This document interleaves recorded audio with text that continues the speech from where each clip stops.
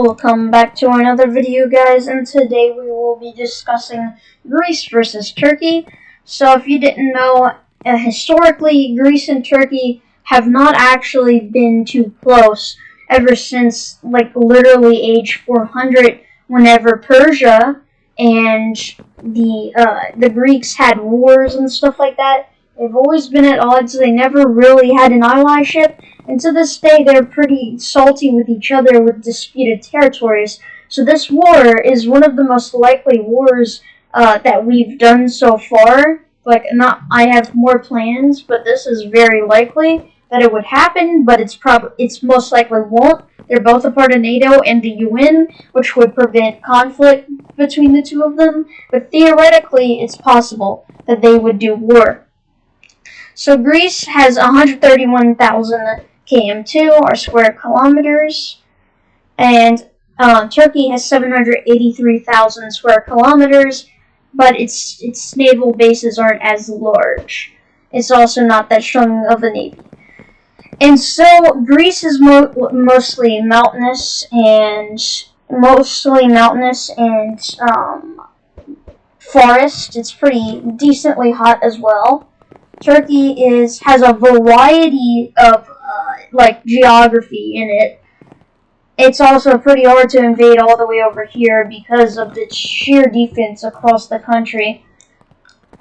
And so Greece has 81,000 men, with only 52,000 of them being trained, which is a very sizable number. They have mountains and forests. They have 142 ships, with 77 of them being ready for combat, which would be essential since most of these battles will be taking place in the sea, considering that their only land borders are just mountains. They also have 88 tanks, with 56 of them being good, which won't be much help considering unless they pack it onto a ship, it's hard to get through into Turkey. So ground really won't be too relevant unless they do naval invasions. They have 76 aircraft, with 52 of them being good. Its fourth generation fighter can go from this area right here all the way to this area without having any issues, but it will have issues by the time it reaches some of the port cities right here. But yeah, and its aircraft is pretty sizable. It's also pretty good.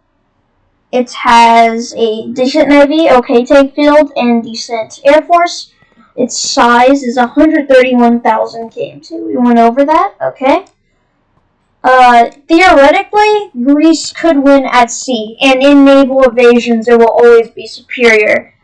Turkey has 112,000 manpower, more than Greece's, but only 51,000 of them are trained, which is under Greece's trained manpower.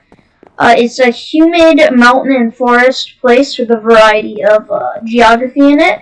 78 ships, with only 49 of them being good. In comparison, 49 to 77 isn't too good, especially seeing that 49 isn't there. All 49 ships aren't actually that decent. They're mostly Cold War era ships. However, it's still a pretty good fleet. 101 tanks, which significantly outnumbers Greece's tanks, yet it won't be of much use unless it's a naval invasion, which is unlikely for Turkey. They have 76 aircraft, with 45 of them being good. In comparison, Greece has 52. Turkey's aircraft are also not as advanced as Greece, so it has an advantage in most aspects. It also is significantly bigger than Greece. So here we come to the question, who would win? These battles would mostly take place in the Aegean Sea. They would mostly be naval battles.